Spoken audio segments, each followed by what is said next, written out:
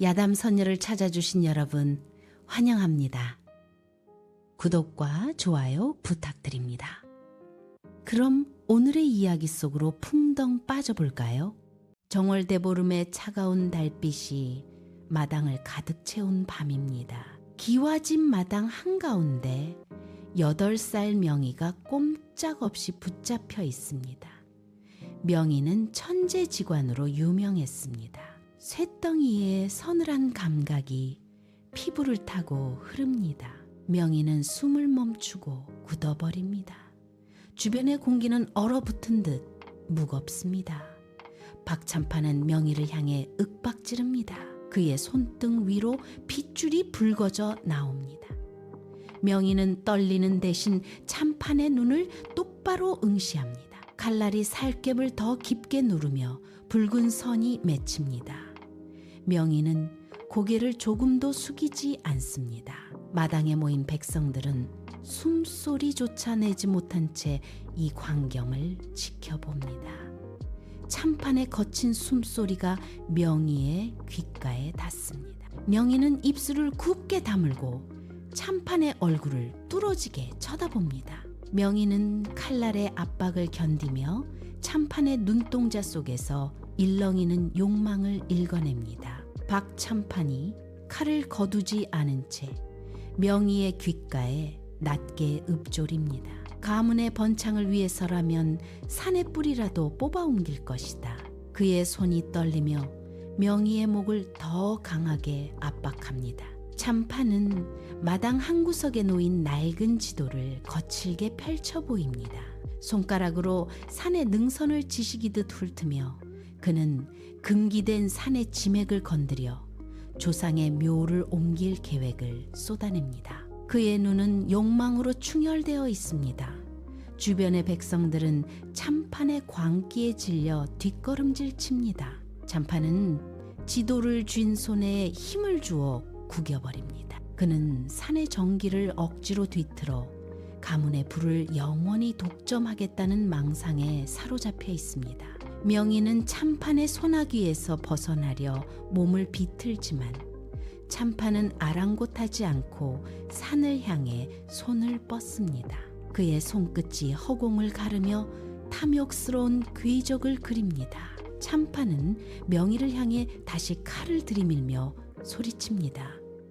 이 산의 기운을 내 발밑에 꿀릴 것이다. 찬판의 광기 어린 집착은 이제 멈출 수 없는 폭주처럼 마당을 지배합니다. 명희는 찬판의 광기 어린 웃음소리를 뒤로하고 고개를 들어 밤하늘을 응시합니다. 북두칠성의 궤적과 달의 위치가 기묘하게 엇갈리고 있습니다. 명희는 눈을 가늘게 뜨며 하늘의 흐름을 짚어냅니다. 찬판이 지목한 산의 형세는 용의 머리가 아니라 썩어가는 꼬리에 불과합니다. 명희는 찬판의 손에서 칼을 쥔 힘이 느슨해진 틈을 타 한 걸음 뒤로 물러납니다. 찬판 어른, 그곳은 복을 부르는 명당이 아닙니다. 명희는 나직하지만 마당 전체가 울릴 만큼 또렷한 목소리로 내뱉습니다. 지맥을 건드리는 순간 가문의 뿌리까지 썩어 들어갈 흉당입니다. 찬판의 웃음이 뚝 끊깁니다. 명희는 바닥에 떨어진 흙을 한 줌 쥐어 찬판의 발치에 던집니다. 명희는 찬판의 당황한 표정을 놓치지 않고 그가 믿고 있는 지도의 허점을 꿰뚫어 봅니다. 명희의 눈동자 속에서 별빛이 차갑게 반사됩니다. 찬판은 분노로 얼굴을 일그러뜨리지만 명희는 조금도 물러서지 않고 마당을 가득 메운 백성들이 숨을 죽입니다. 횃불이 바람에 흔들리며 찬판의 일그러진 얼굴에 긴 그림자를 들이웁니다. 박찬판은 헛기침을 하며 주변을 둘러봅니다.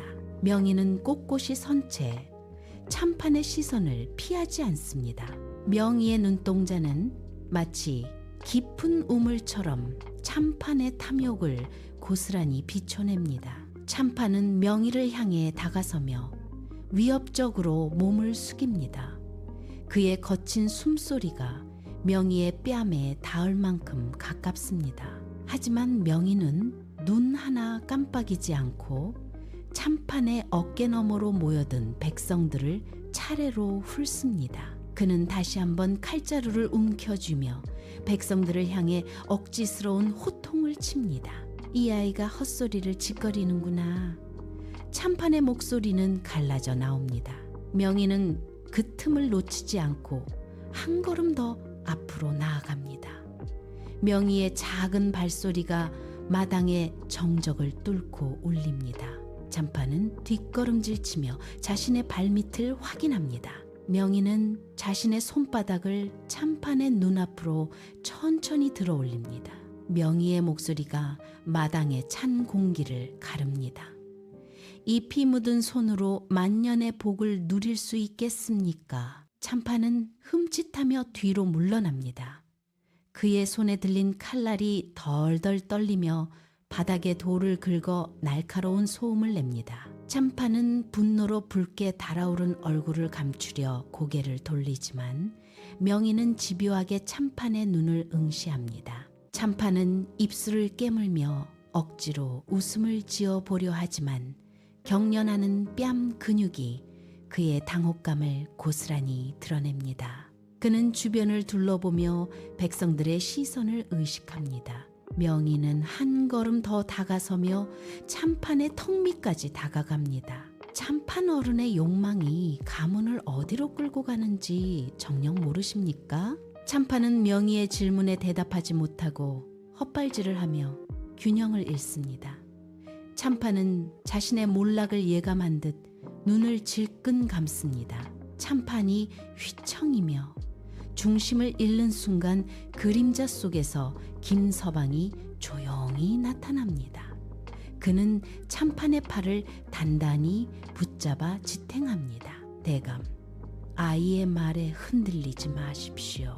하지만 김서방의 눈은 참판을 향하지 않습니다.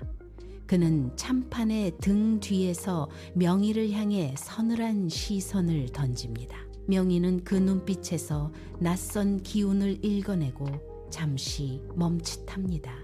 김서방은 품 안에서 낡은 종이 뭉치를 꺼내 참판의 손에 쥐어줍니다. 그것은 참판이 과거에 빼앗았던 땅의 형국도입니다. 참판은 종이를 펼치며 다시 탐욕스러운 눈빛을 번뜩입니다. 김서방은 참판의 곁을 지키며 아주 미세하게 입꼬리를 올립니다. 그 표정은 충직한 집사의 것이라기엔 지나치게 날카롭습니다. 김서방은 참판의 귓가에 다시 한번 낮게 읊조립니다. 이곳이 대감의 운명을 바꿀 열쇠입니다. 참판은 그 말에 홀린 듯 고개를 끄덕입니다. 참판이 형국도에 정신이 팔린 사이 김서방의 시선이 허공을 향해 멈춥니다. 20년 전의 겨울바람이 귓가를 스칩니다. 억울한 누명을 쓰고 유배지로 끌려가던 아버지의 뒷모습이 눈앞에 선명하게 떠오릅니다. 꽁꽁 얼어붙은 흙바닥에 무릎이 지시겨지고 참판의 탐욕이 아버지의 삶을 송두리째 짓밟았던 그날, 김서방은 맹세했습니다. 언젠가 반드시 이 지옥을 되돌려 주겠다고 말입니다. 회상은 찰나에 지나지 않았지만 김서방의 손은 미세하게 떨립니다. 다시 현재로 돌아온 그의 눈동자에는 참판을 향한 증오가 서늘하게 고여 있습니다. 그는 참판의 곁에서 허리를 굽히지만 그 자세는 복종이 아닌 맹수의 사냥 준비와 같습니다. 대감, 이 땅이 대감의 마지막 안식처가 될 것입니다. 참판은 그 말의 의미를 깨닫지 못한 채 탐욕스러운 웃음을 터뜨립니다. 참판이 형국도의 눈을 받고 낄낄거리는 동안 명희는 고개를 들어 김서방을 봅니다. 두 사람의 시선이 허공에서 짧게 얽힙니다. 명희는 눈을 가늘게 뜨며 김서방의 손끝을 응시합니다. 김서방은 참판의 등 뒤에서 명희를 향해 아주 느리게 고개를 끄덕입니다. 그것은 단순한 긍정이 아닙니다. 참판이라는 거대한 짐승을 벼랑 끝으로 몰아넣겠다는 무언의 약속입니다. 명희는 나침반을 쥔 손에 힘을 줍니다. 나침반 바늘이 불길하게 흔들리며 멈춥니다. 명희는 참판 앞으로 다가가 나침반을 들어 올립니다. 대감, 이 길은 오직 선택받은 자만이 밟을 수 있는 땅입니다. 명희가 나침반을 가리키자 참판은 홀린 듯 그 방향을 따라갑니다. 김서방이 품 안에서 낡은 종이 뭉치를 꺼냅니다. 20년 전 참판이 강제로 빼앗았던 땅의 형국도입니다. 김서방은 종이를 참판의 눈앞에 천천히 펼쳐 보입니다. 누렇게 바랜 종이 위로 붉은 먹으로 그려진 산새가 꿈틀거립니다.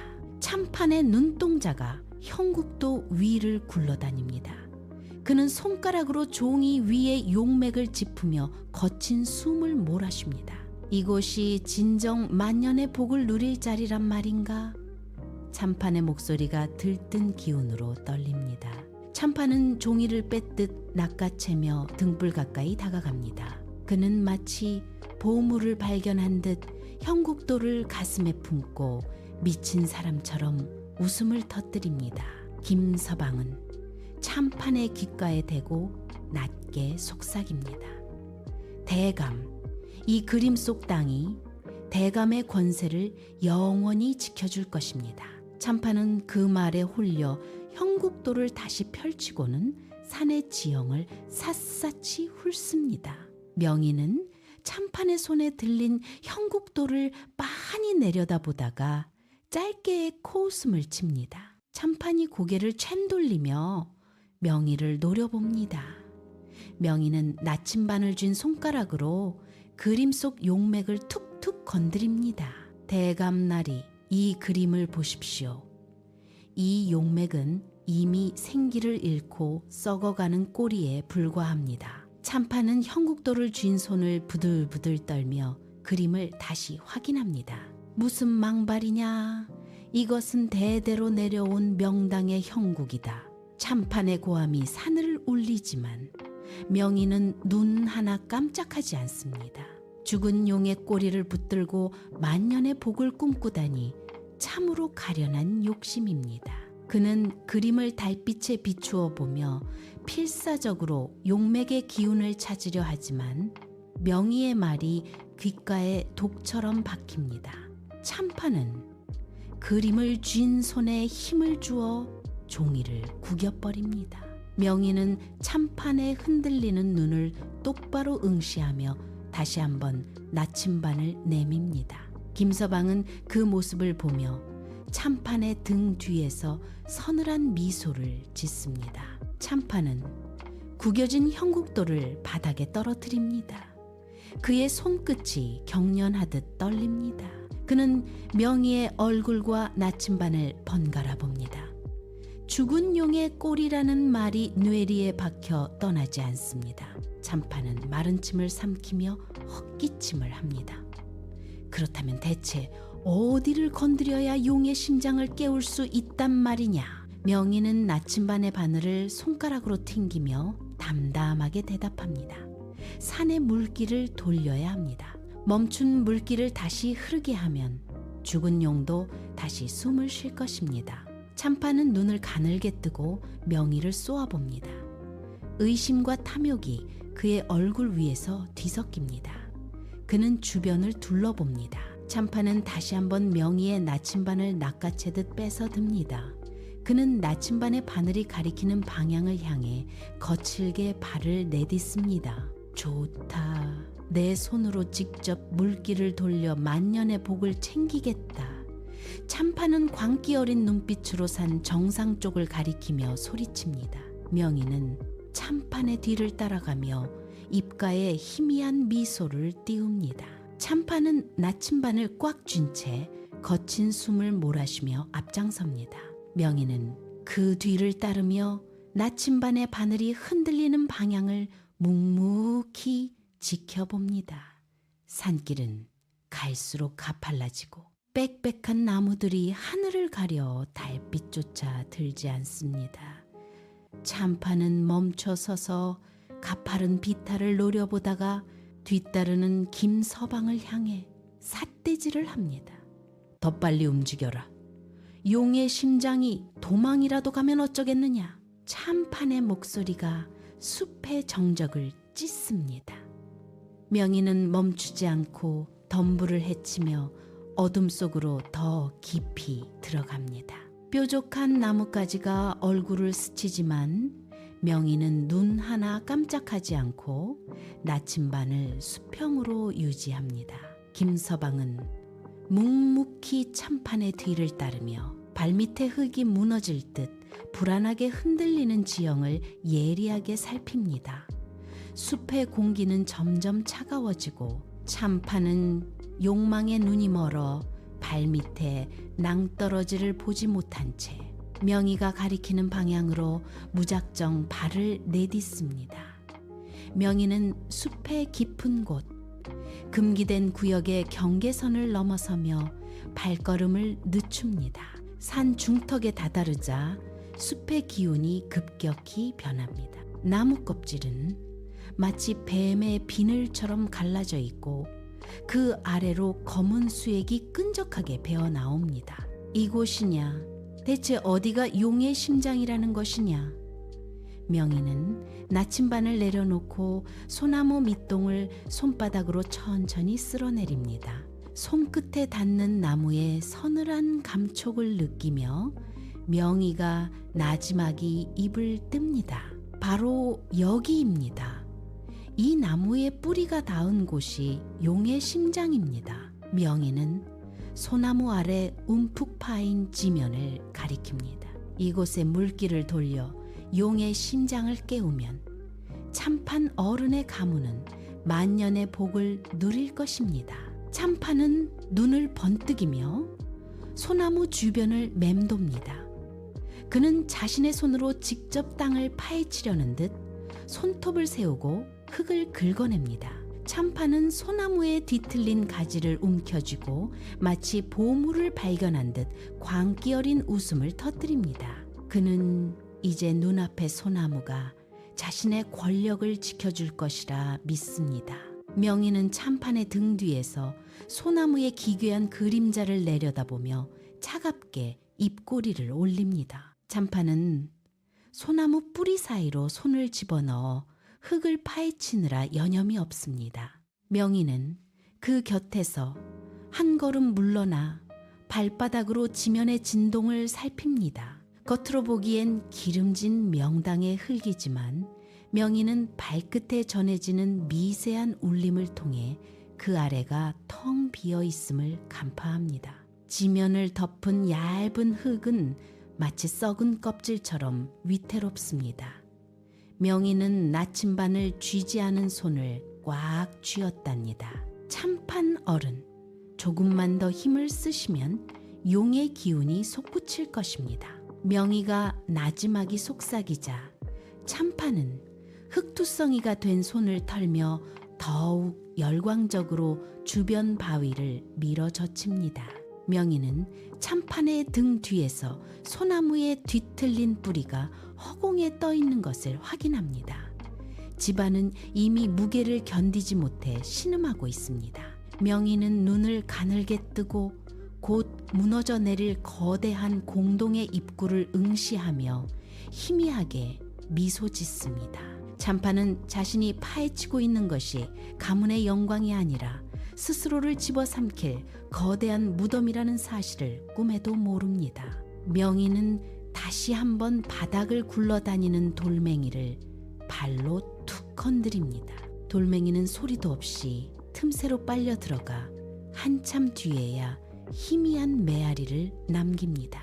김서방은 참판의 광기 어린 독촉을 뒤로하고 묵묵히 품에서 쇠지렛대를 꺼냅니다. 그는 소나무 뿌리가 얽힌 거대한 바위 틈새를 정확히 조준합니다. 쇳덩이가 돌 틈으로 파고드는 날카로운 마찰음이 숲의 정적을 찢습니다. 김서방이 지렛대를 아래로 짓누르자 바위가 비명을 지르듯 삐걱거리며 유격이 생깁니다. 그 순간 발밑의 지면이 기묘하게 뒤틀립니다. 산 전체가 마치 거대한 짐승이 숨을 들이켜듯 나지막한 울먹임을 토해냅니다. 땅속 깊은 곳에서부터 묵직한 진동이 올라와 나무 뿌리를 타고 명희의 발끝까지 전달됩니다. 흙먼지가 바위 틈에서 뿜어져 나오고 소나무의 가지들이 이유 없이 사방으로 흔들립니다. 불길한 기운이 공기 중에 짙게 깔리며 주변의 새소리마저 일순간 뜯어버립니다. 명희는 지렛대를 쥔 김서방의 손등에 핏줄이 서는 것을 지켜보며 한 걸음 뒤로 물러납니다. 지면의 균열이 뱀처럼 뻗어나가며 참판은 이 불길한 진동조차 용이 깨어나는 신호라 착각하며 바위 틈을 향해 손을 뻗습니다. 명희는 바위가 서서히 들리는 틈새로 검은 어둠이 소용돌이치는 것을 확인합니다. 산이 울먹이는 소리가 웅장한 포효로 둔갑하는 순간 박참판의 눈동자가 뒤집히듯 커집니다. 그는 흙먼지를 뒤집어 쓴 채 바위 틈에서 쏟아져 나오는 진동을 온몸으로 받아냅니다. 들리느냐? 이것이 바로 용이 깨어나는 소리다. 참판은 허공을 향해 양팔을 벌리며 광기 어린 웃음을 터뜨립니다. 그의 웃음소리는 산 전체를 뒤흔드는 집안의 신음과 섞여 기괴한 불협화음을 만들어냅니다. 참판은 지렛대 근처로 달려가 바위가 들린 틈새로 쏟아져 나오는 흙덩어리를 황금이라 착각하며 손을 뻗습니다. 그의 손가락이 흙더미 속으로 깊숙이 파고듭니다. 명희는 그 모습을 차가운 눈으로 응시하며 한 걸음 더 뒤로 물러납니다. 참판은 바위가 완전히 들리기를 기다리지 않고 스스로 집안이 허물어지는 구멍 속으로 상체를 들이밉니다. 참판은 승리감에 도취해 쉼없이 웃음을 쏟아내며 스스로 무덤의 입구를 넓히고 있습니다. 명희의 손에 들린 나침반이 팽이처럼 돌기 시작합니다. 멈춰야 할 자침이 멈추지 않고 궤도를 이탈해 사방으로 튀어오릅니다. 잿새판 위에서 바늘이 긁히는 날카로운 금소금이 숲의 소란을 뚫고 명희의 귓가에 꽂힙니다. 명희는 나침반을 꽉 쥐지만 바늘은 마치 살아있는 뱀처럼 나침반 내부를 휘저으며 멈출 기미를 보이지 않습니다. 이것은 지맥이 완전히 끊어졌다는 명백한 신호입니다. 참판은 여전히 흙탕물 속에서 황금을 찾겠다며 허우적거리고 있지만 명희는 나침반의 자침이 가리키는 방향이 하늘이 아닌 땅밑 깊은 심연임을 직감합니다. 바늘이 툭 하고 꺾이며 정북을 가리키던 자리를 버리고 흉한 방향으로 고정됩니다. 명희는 그 소리를 신호로 삼아 나침반을 품에 넣고 다시 한번 뒤로 물러납니다. 참판의 등 뒤로 흙더미가 무너져 내리는 소리가 들려오고 나침반의 바늘은 이제 더 이상 회전하지 않은 채 죽은 듯이 굳어버립니다. 모든 준비가 끝났습니다. 산은 이제 참판의 탐욕을 집어삼킬 준비를 마쳤습니다. 김서방이 바위 틈에 박힌 지렛대를 온몸의 무게로 짓누릅니다. 쇠막대가 비명을 지르듯 휘어지고 바위가 지면을 긁으며 둔탁한 소리를 냅니다. 쩍 하는 파열음과 함께 거대한 바위가 중심을 잃고 옆으로 밀려납니다. 그 순간 산 전체가 거대한 짐승처럼 울렁거립니다. 발밑에서부터 시작된 진동이 종아리를 타고 올라와 척추를 때립니다. 박참판은 바위가 움직이는 틈새로 손을 뻗으며 헛된 환희에 젖어 있지만 정작 그의 발밑은 이미 흙먼지를 뿜어내며 푹 꺼지기 시작합니다. 땅속 깊은 곳에서부터 끓어오르는 듯한 웅웅거림이 숲의 정적을 집어삼킵니다.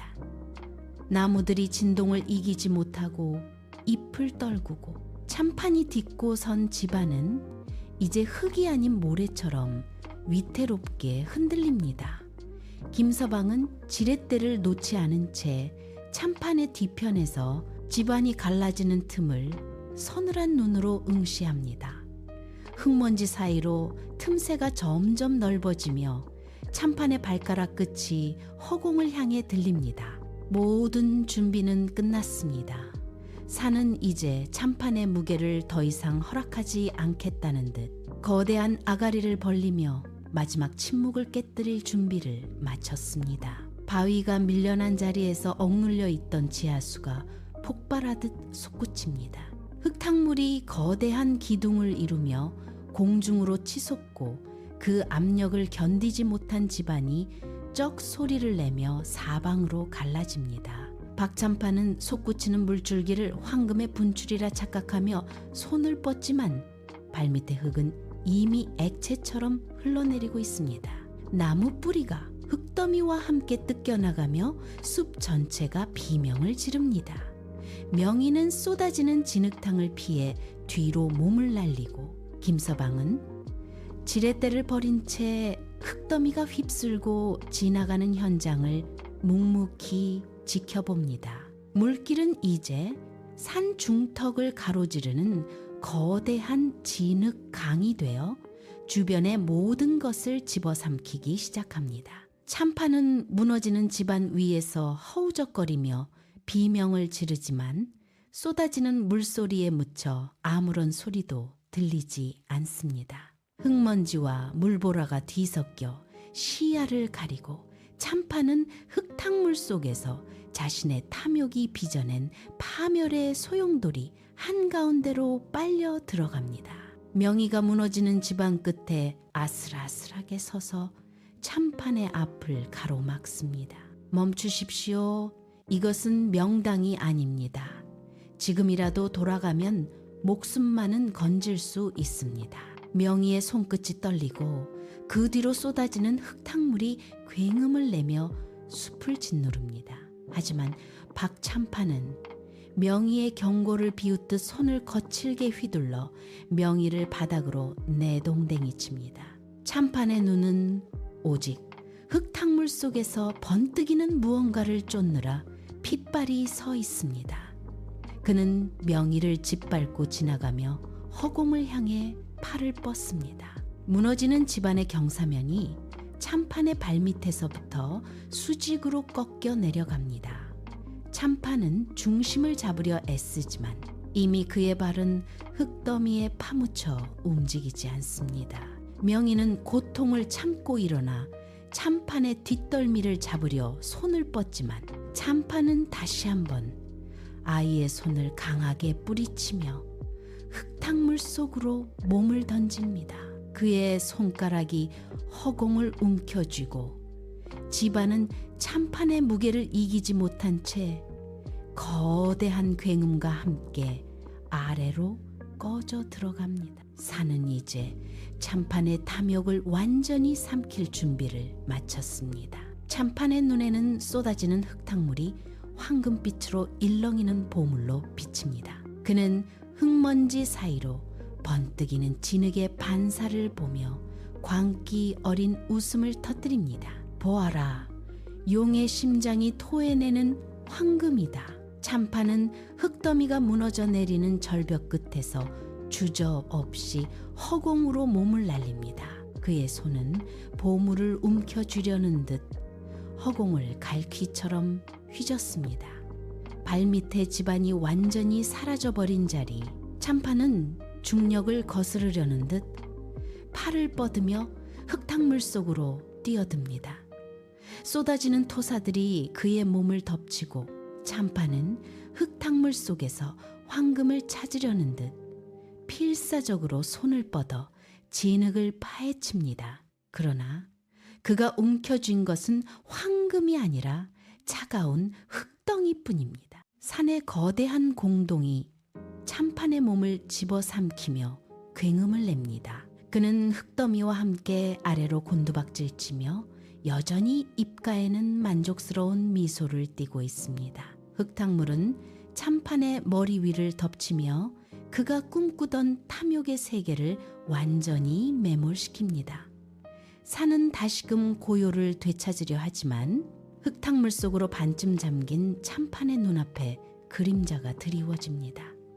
김서방이었습니다. 그는 평소에 굽은 등을 곧게 펴고 참판의 멱살을 낚아채듯 흙더미 위로 끌어올립니다. 참판은 흙을 뱉어내며 김서방의 손을 뿌리치려 하지만 김서방의 소나귀는 쇠처럼 단단합니다. 김서방은 참판의 얼굴을 똑바로 내려다보며 낮게 읊조립니다.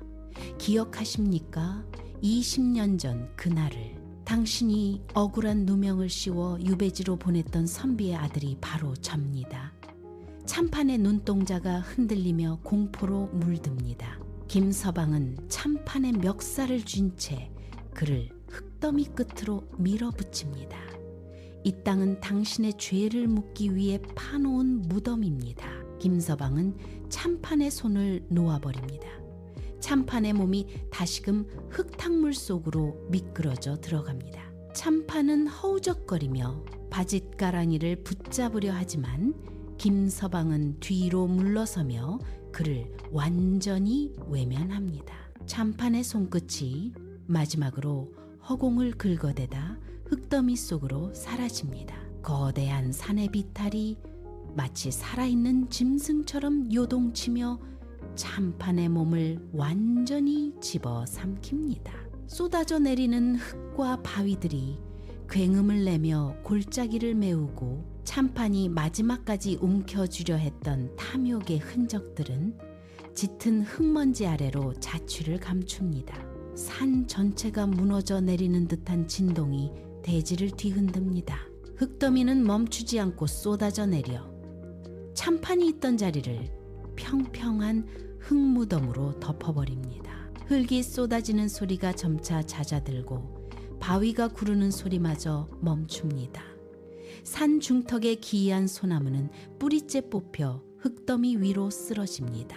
이제 산에는 아무런 소리도 들리지 않습니다. 바람조차 숨을 죽인 듯한 절대적인 정적이 골짜기를 가득 채웁니다. 참판의 광기 어린 웃음도 김서방의 서늘한 복수도 모두 흙먼지 속에 묻혔습니다. 산은 다시금 굳게 입을 다물고 방금 전까지 벌어졌던 처절한 파멸의 현장은 그저 평온한 산비탈의 모습으로 돌아갑니다. 오직 흩날리는 흙먼지만이 희미하게 공중을 떠다니며 명희는 흙먼지가 가라앉은 비탈길 위에 멈춰 섭니다. 손에 쥔 나침반을 들어 올립니다. 요동치던 바늘이 팽팽한 긴장감을 잃고 서서히 중심을 잡습니다. 바늘 끝이 북쪽을 향해 꼿꼿하게 멈춥니다. 명희는 나침반의 유리판 위로 내려앉은 흙먼지를 손가락으로 툭 털어냅니다. 그제야 아이의 어깨가 아래로 툭 떨어집니다. 명희는 폐부 깊숙한 곳에서부터 묵직한 한숨을 내뱉습니다. 들이마신 공기가 차가운 산바람과 섞여 하얀 입김이 되어 흩어집니다. 명희는 나침반을 품속 깊숙이 집어넣습니다. 이제 산은 더 이상 울지 않습니다. 땅의 기운이 제자리를 찾았음을 확인한 명희는 흙더미를 등지고 천천히 발을 옮깁니다. 발밑에서 바스라지는 마른 흙 소리가 정적을 깹니다. 명희는 뒤를 돌아보지 않습니다. 명희는 손바닥에 묻은 흙을 털어내며 비극적인 복수극이 비로소 끝났음을 온몸으로 받아들입니다. 김서방은 무너진 흙더미 앞에 꼿꼿이 서서 오랫동안 움직이지 않습니다. 20년 동안 그의 가슴을 짓눌렀던 증오가 흙먼지와 함께 흩어집니다. 굳게 다물었던 입술이 떨리고 밑한 눈가에서 뜨거운 눈물이 뺨을 타고 흘러내립니다. 그는 흙바닥에 무릎을 꿇고 거칠게 숨을 몰아쉽니다. 억눌렀던 울음이 터져나오며 어깨가 크게 들썩입니다. 명희는 조용히 다가가 김서방의 곁에 섭니다. 아이는 아무 말 없이 김서방의 굽은 등을 가만히 토닥입니다. 김서방은 손등으로 눈물을 닦아내고 흙이 묻은 바지를 털며 비틀거리며 일어섭니다. 그는 마지막으로 참판이 사라진 흙더미를 응시하다가 천천히 고개를 돌립니다. 김서방은 그 뒤를 따라 발을 틉니다. 무너진 산의 잔해는 등 뒤로 멀어지고 두 사람은 흙먼지 섞인 바람을 뚫고 산 아래 마을을 향해 걷습니다. 김서방의 발걸음은 이전보다 한결 가벼워졌고 명희는 앞을 향해 묵묵히 걸음을 옮깁니다. 참판의 저택, 육중한 대문이 삐걱 소리를 내며 활짝 열립니다. 김서방은 저택 곳곳에 쌓여있던 쌀가마니와 비단 보따리들을 마당으로 끌어냅니다. 굳게 잠겨있던 창고의 빗장이 풀리고 눅눅한 냄새가 섞인 곡식들이 쏟아져 나옵니다. 마을 사람들이 조심스럽게 마당 안으로 발을 들입니다. 김서방은 묵묵히 쌀 한 줌을 퍼서 굶주린 노인의 손에 쥐어줍니다. 명희는 담장 밑에 서서 그 광경을 지켜봅니다. 사람들의 손에서 손으로 곡식이 옮겨지고 텅 비었던 그릇들이 채워집니다. 저택을 가득 채웠던 탐욕의 흔적들이 썰물처럼 빠져나가고 그 자리에 사람들의 웅성거리는 활기가 들어찹니다. 며칠 동안 이어진 분배 끝에 저택은 텅 비어갑니다. 마을 사람들은 저마다 곡식을 짊어지고 집으로 향합니다. 굴뚝마다 다시 연기가 피어오르고 아이들의 웃음소리가 골목을 메웁니다. 억눌렸던 마을의 숨통이 트입니다. 명희는 마당 한가운데 놓인 빈 쌀독을 손으로 쓸어봅니다. 이제 저택은 더 이상 권력의 상징이 아닌 마을의 공동창고가 되었습니다. 명희는 마을을 둘러싼 산등성이를 바라봅니다. 흉흉했던 기운은 사라지고 평온한 달빛만이 마을을 고르게 비춥니다. 세월이 흘러 마을의 서당에는 아이들의 낭낭한 글 읽는 소리가 울려 퍼집니다.